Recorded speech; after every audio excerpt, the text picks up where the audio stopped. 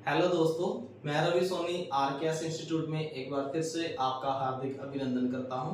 बच्चों, हमने अपनी आखिरी क्लास में मुगल इंपीरियर्स के बारे में पढ़ा था और उसमें मैंने आपको मुगल वंश के बारे में बता दिया था कि कहां से शुरू हुआ था और कहां पर आखिरी हुआ था। लेकिन मैं इसको थोड़ा सा रिकैप्चुलेट जो है ना प्रीवियस क्लास को करना चाहूंगा आज की क्लास करने के लिए।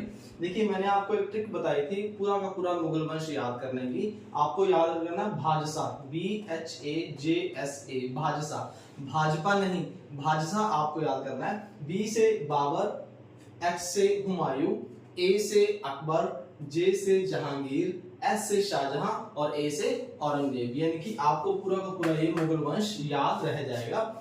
ये पीढ़ी दर चला था इस तरह से।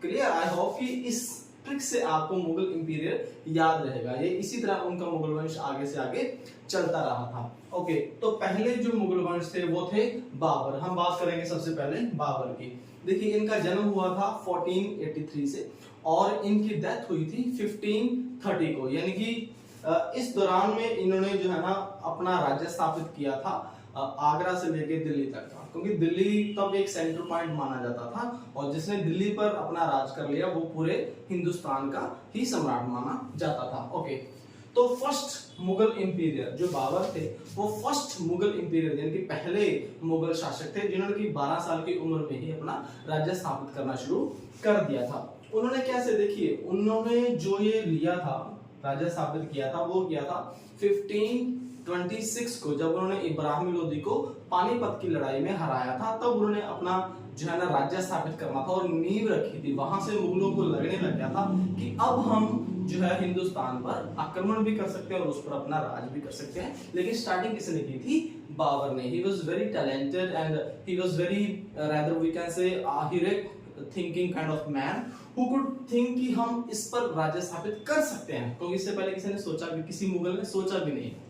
ऑलराइट, तो इन्होंने जो है ना बाबर ने हालांकि 5 बार इंडिया के ऊपर, भारत के ऊपर आक्रमण किया था, लेकिन कामयाब वो कब हुए थे?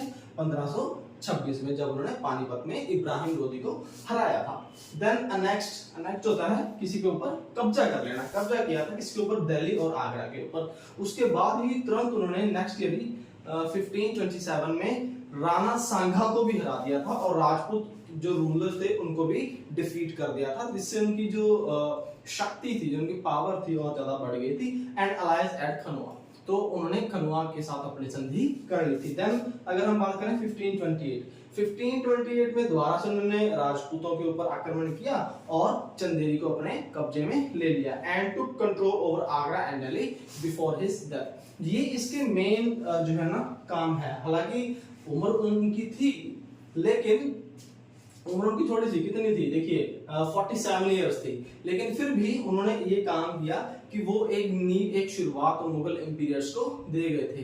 तो आई होप कि ये छोटी सी जानकारी बाबर के बारे में जितनी एनसीईआरटी में दी हुई है, मैंने वो जानकारी आपके साथ शेयर की है। 8th क्लास के बेस्ड है, क्योंकि बाबर के बारे में जितना मर्जी हम चाहे पढ़ सकते हैं, लेकिन जो जरूरी जानकारी है वो ये है। तो इन सभी के बारे में हम पढ़ेंगे, वो हम नेक्स्ट पार्ट में करते हैं। तो आई होप बाबर के बारे में आप समझ गए होंगे। देन हम, इनका बेटा कौन था? हुमायूं। हम बात करते हैं हुमायूं की।